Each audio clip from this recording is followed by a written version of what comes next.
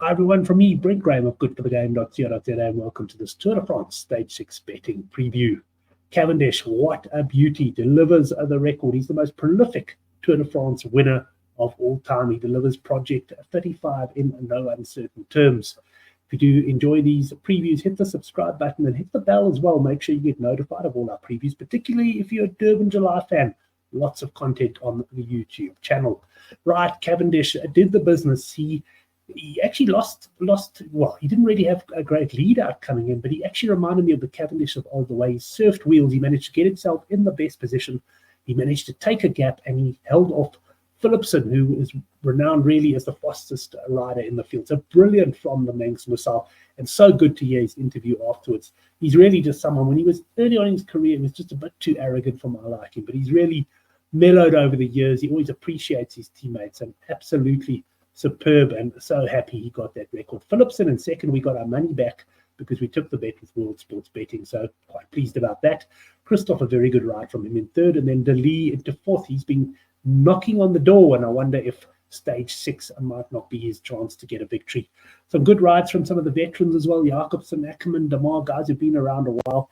And Gourmet took a green jersey with his race tonight. Unfortunately for me, Mats Pedersen, my green jersey pick, who had won the intermediate sprint and was level with Gourmet on points, he has crashed just short of the line, and I have to wait now and see if he's going to be okay to continue the race. I'm hoping he will be.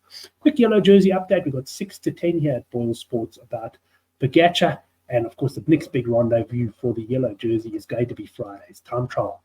Gourmet is now into a green ahead of Pedersen. Abramson is tumbling down the leaderboard there, and Philipsen now showing his head up in fourth there on 78 points. Philipsen is the favourite, just over even money. Pedersen now just under 5 to 1. We'll have to wait and see if he's okay. And Gourmet, he's at 27 to 5, with Cavendish now sneaking in under 8 to 1. But I can't see Cavendish challenging for this jersey. You'd have to virtually win every sprint from here on in my opinion. Right, let's have a look at the mountains. No change there on the stage, and Pogačar still the 27 to 10 favourite.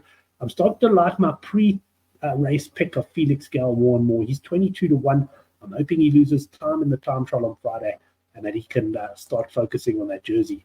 Right, World Sports Betting, of course, have got there up to 5,000 refund on the second place finish. We took advantage of that with Philipsen. And in a sprint stage like this, you certainly do want to consider their betting. They didn't have prices at the time of recording those. So I'm going to be going somewhere else, and I'm also going for a little bit of a longer shot today. Right, there's the route. We got 163.5 kilometers. We've got a sprint taking place here after 31 Ks, and a climb that peaks at the 10-kilometer mark. It's 1.6 kilometers at 6%. You know, it might be a potential launch pad for the break, but what we've seen on these flat stages at the moment is no one's particularly keen to get into the break because they know they're going to get chased down. But I'm hoping tomorrow will be a little bit different. I hope we get a little bit of a battle to get into the break. There is also talk of some potential crosswinds. The general consensus is it's not going to be enough to cause any issues, but you never know. It just takes the wind to pick up on a stage like this, and all of a sudden we could have a lightning quick stage and lots of action if one or two of the contenders should get into trouble, or one or two of the sprinters should fall out, and the other sprinter teams will work hard to make sure they don't get in. Probably hopeful thinking from me, but there's nothing better, quite frankly, than watching a crosswind stage. As you can see, a flat route at the end of the day. There's a slight rise up to the line of about 1.8%, so certainly nothing for these guys, but might just start favouring the slightly stronger sprinter.